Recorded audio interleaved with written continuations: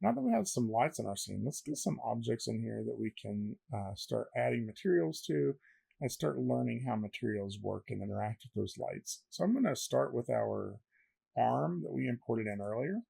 So if I click Grabby 2 all the way down to clavicle, I'll be able to move this out and see it a little more closely. I'm also going to switch to my other camera just so I got a better zoom in and out, and we can open up to our render view. And I want to move my render view way off over here just so it's, honestly, we're going to start to run low on screen real estate, and I want to be able to still see the render, but have it sort of off here to the side. So right out of the box, this is what it's rendering like. And so it's worth recognizing that most objects in Maya, or all objects in Maya, have to have a material on them to be seen, right? And by default, Arnold or Maya is going to create objects with either a Lambert 1 or a standard surface material automatically. Now, this one actually still has a material on it from a previous file that I've imported this in from, so let's not worry about that too much. But if you create a sphere in Maya, it's going to come in. Let's just do it. Polygon modeling, create a sphere. I select that sphere. You're going to see that by default, it has a standard surface 1 material on it, right? Now we're going to be using a different type of material right now for Arnold. So let me go and delete that sphere, and just so I don't forget it exists. And we're going to be using a different type of material. And so we can add some materials, new materials, by right-clicking in here in the viewport. There's add new materials, there's add favorite materials, add existing materials if you already have created one. But the one that I'm wanting actually isn't really listed in here. And so I'm going to create this a different way, and I'm also going to introduce you to the hypershade. So the hypershade is where all of our materials kind of live and where we can organize and work with them. And it's this blue ball up here on the top of our screen. It's right next to our render settings. And so if I click that, it should open up into this thing. And I'm going to try to keep it all on the screen here where we can see. So up here we have examples of our materials that exist in the scene. I'll be honest, some of these we aren't even going to be using very soon. We're going to create a completely new one, and you'll be able to, if you can't see them very well or you need it listed differently, that's what all this is for. You don't really care and you want to maximize how much space you have down here, or if you really want a good close view of all the materials together, you can do stuff like this. What I would say is don't trust too much exactly what you're seeing in this viewport, right? Because this is Winslow's material, right? And I don't know that I would guess that just by looking at that. So we're going to create a new material. A couple of ways we can do that. I can right click in here and go to create, and I can do Arnold, let me find it, Arnold surface and the AI standard surface material, right? The other way I could do it is over here with this create menu, and we have shaders, surface, and what I'm looking for again is this AI standard surface. So I'm going to create that, and you'll see it's right here, and I'm going to call this Grabby MAT. And so that's our material. It exists over here. I got a bunch of other stuff in here that's kind of cluttering up our screen, and I mainly just want to focus in on it. So I'm going to right click on Grabby MAT and say Graph Network, and that's going to show us what we have here. However, I've not yet applied that to our Grabby call here, right? So if I adjust it, you'll see that it's changing the material, but the material is not on the Grabby here. So I'm just going to move this off to the side a little bit and select this and this, and right click on Grabby Mat and say assign material to selection.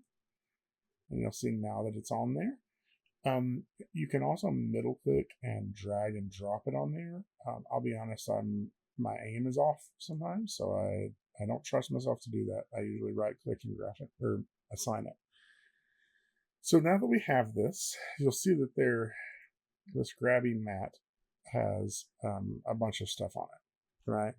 I'll look at all this stuff here, and we're going to talk about more of why we're even looking at it in this view here in a minute. But right now, I just want to go through some of the settings that are in here.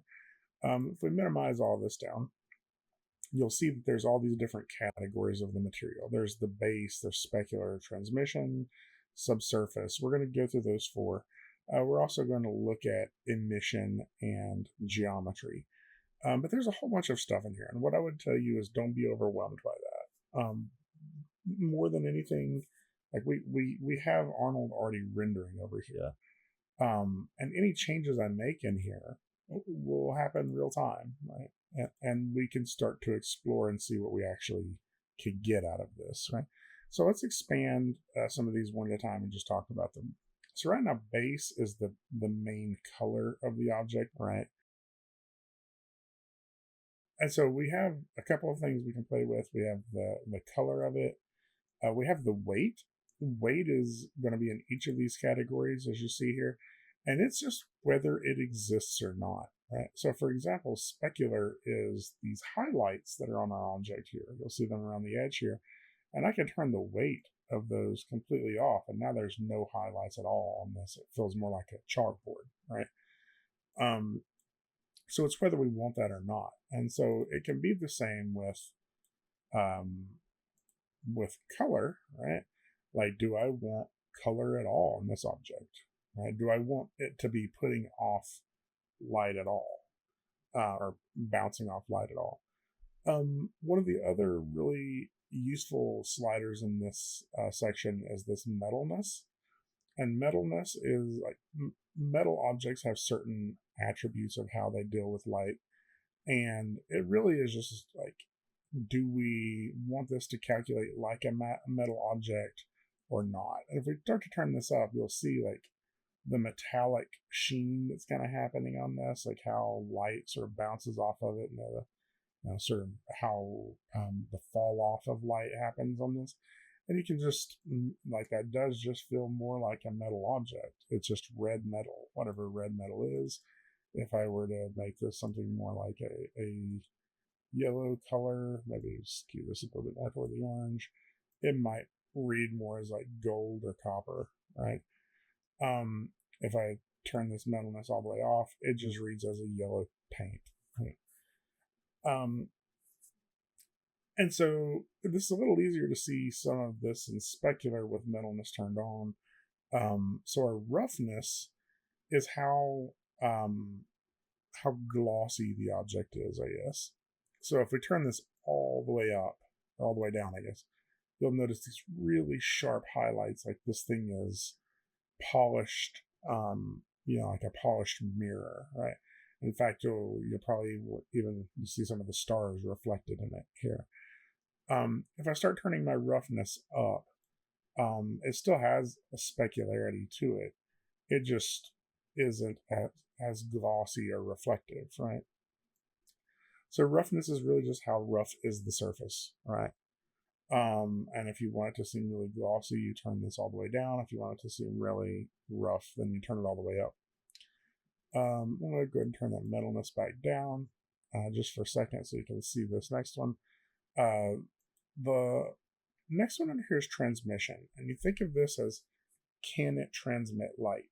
Can light pass through it, right? Or can, visible light pass through it?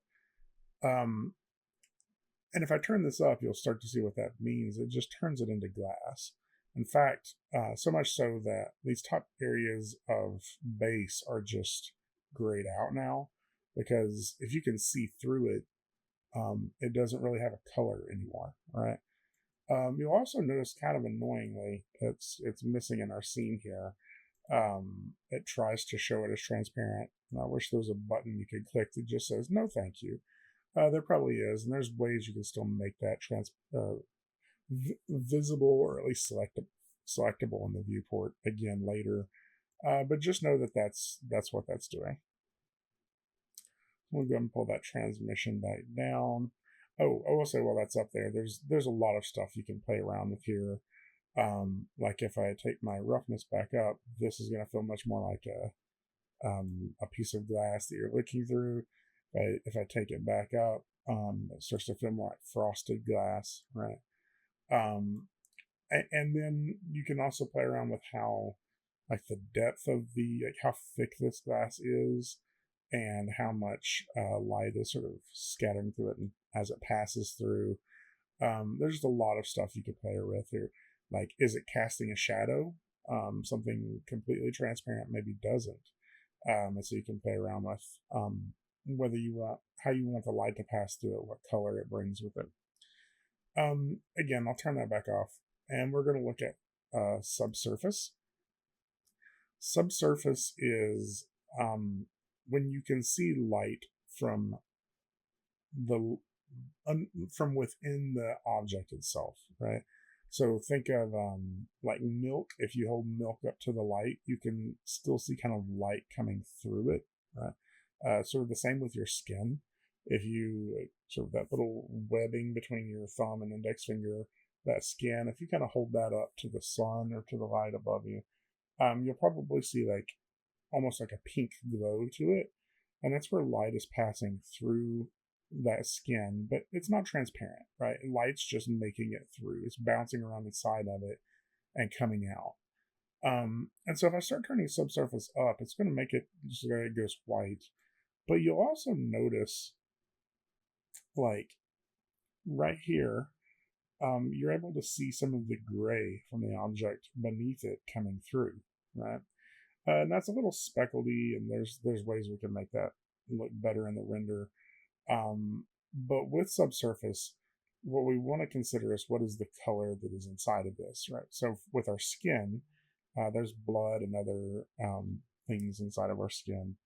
And so if we want this to be convincing as something like that, we maybe would want to put like a red color underneath it, and maybe even play around with the scale, like making this feel like the red material inside of it is closer to the surface. The smaller the number, the closer to the surface it's going to feel, or the thinner it's going to feel. So there's just a lot of stuff we can do in here, and this gives it a very much like maybe like an amber material. And if I were to go here and change some of this, I don't know if that's giving us enough there. And then radius is also going to play around with how deep this stuff is. So subsurface has a lot to it that we can play around with. It's hard to control sometimes, but it is it adds this material to it that feels much more realistic than just something that has no light passing through it at all. For right now, I'm going to turn that back down. Some stuff like hard plastic doesn't really have any light passing through it. Coat and sheen, I always think of them as sort of additional specular materials, right? Sometimes you're, let me see if I can just turn this up, and you're not really getting a great example of that, but it's an additional like glossy layer that I can play around with. The same with sheen. So you can play with those and see what results you get. Emission is whether this thing is emitting light. Like, does it glow itself, or is light coming off of it, right? Is something getting hot, so if I start turning this up, you'll start to see that it turns it into like this glowy white object. So the real question is, what color is it emitting? And if I go back to orange, let me pull over here so you can kind of see this a little bit. If I were to put something up next to this, let's move our let's move a little guy over here next to him. You'll start to see some of that.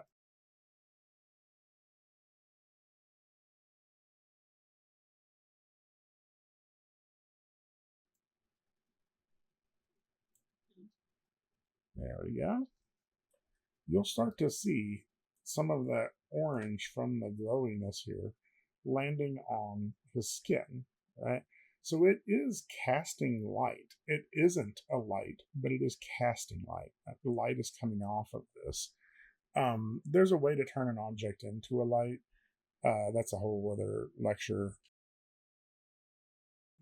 Think of it this way. This is if you want something to feel like it's starting to glow, right? Let me undo a bunch of that so I can get my character back out of the way. We'll zoom back in here on this and pull our hypershade back over. So the last one we're going to talk about doesn't really make a lot of sense just yet, but bear with me. It is, right here, under geometry, and it's called bump mapping. And bump mapping is when you want to show little tiny details in an object, but you don't want to have to model those into it. So you can create a map that will show like little textural things, like little dents and scratches and things like that, right? And so bump mapping was sort of version 1.0 of that working. You could create a texture map that had that detail in it, and it would render it as if those bumps and scratches were on it. The version that we're going to be using is called normal mapping, but it still goes into bump mapping. Like it still works with this. And so we'll talk about that here in a future lecture. So the big thing I want to, well, not the big thing, one of the things I want to point out with this is that almost all of these materials have this little checkerboard off to the side, right? And what that little checkerboard does is if I click that, it gives me the option to map something in to color, right? So I could decide to make that a little checkerboard, right? And so let me look at my material real quick and turn off my emission. There we go. And so you'll see that what the hypershade is really good for is this graph that's going to start to form on this, right? Is that I have this checkerboard, and here I can click this checkerboard and see the material itself and be like, you know what, I don't want it to be that. I want it to be, I don't want it to be that. It's the wrong school. There we go. We'll do something more like this pink and orange. That's terrible, but whatever. And these are the materials of what's being mapped into it, which is just this checkerboard. And it's a procedural checkerboard that I can change inside of Maya.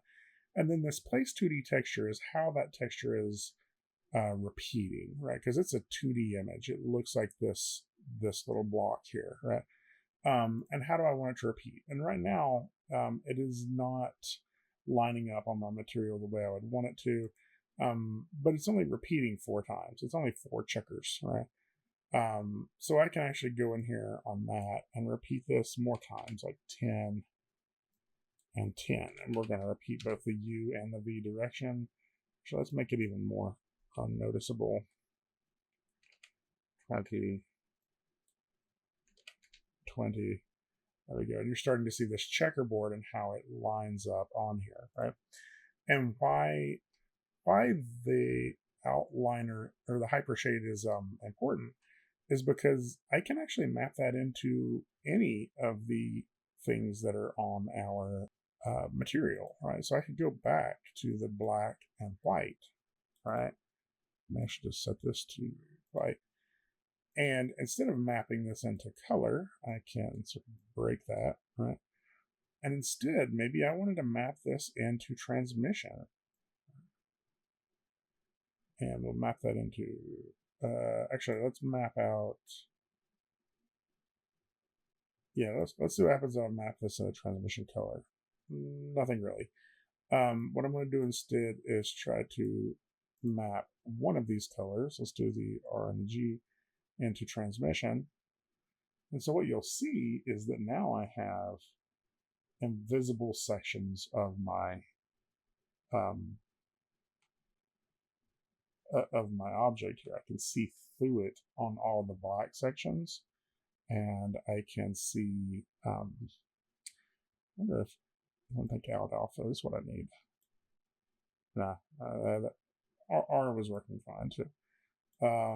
And so this is just using that to drive the transmission. So anything in here, I can plug this into anything, right? I can plug this out color into the subsurface color, right?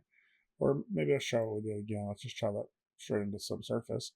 And you'll see that only certain parts are getting this subsurface. And I can change things within this. I can change things within this graph in order to rotate the placement of it to get a different result and what that is, of how that's actually functioning, right? So just recognize that that is what we have going on here, and I can select all this and hit delete.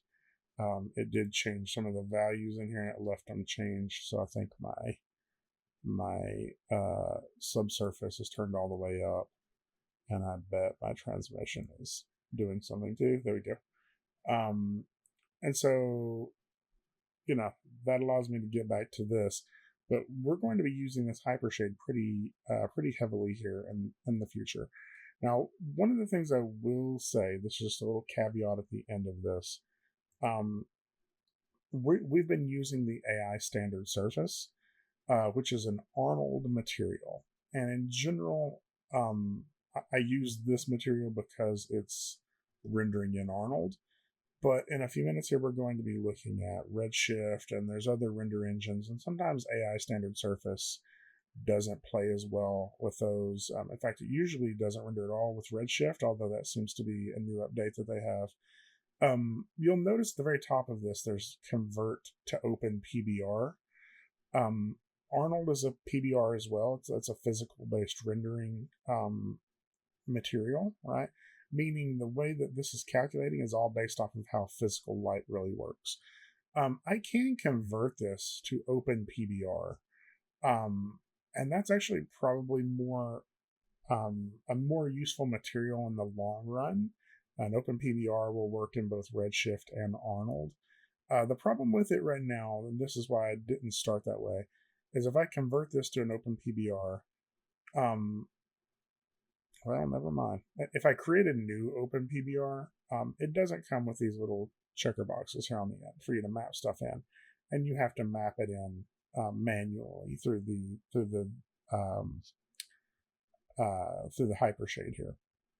So open PBR is going to work exactly like Arnold. Some stuff is just going to be named a little bit differently, and so if you want to start learning how to use open PBR, that's instead of the AI standard surface. It will work just as fine here, and you see it's still rendering, and we can still do whatever we need to it. So OpenPBR is a material that I'm probably going to be using on some of these in the future as well.